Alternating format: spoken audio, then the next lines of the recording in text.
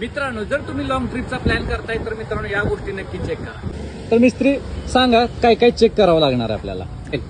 Coolant okay. ऑइलची level असते इथं, त्या लेवल पर्यंत चेक करावं लागेल तुम्हाला. हां लेवलच्या खाली गेलं तर ऑइल टाकावं लागेल, टॉपअप करावं. कुलंट असते, कुलंटची लेवल इथून चेक करावं लागते. रेडिएटर खोलून ओके.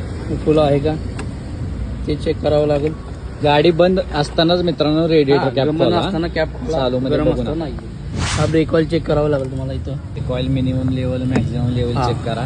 एक बेल्ट वगैरे इथून दिसतात तुम्हाला बाहेरून. बेल्टच्या बेल्ट वगैरे वगैरे काय आवाज येतोय, काय होतोय चेक करावं लागेल. वगैरे पीसी वगैरे आले का इथे चेक करून धुवून शकता तुम्ही. स्टार्ट केले, इग्निशन ऑन करून सगळ्या लाईटी गेलेल्या आहेत. या मीटरमध्ये कोणती लाईट वगैरे येते का, लाईट दाखवत असेल तर मिसळू लोकांना. हे तुम्हाला क्लच ब्रेक पण वगैरे चेक करावं असेल.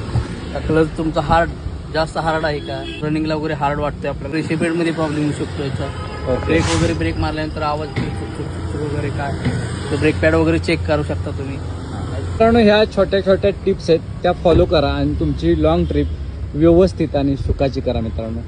सेफ गाडी चालवा मित्रांनो. धन्यवाद. जय हिंद, जय महाराष्ट्र.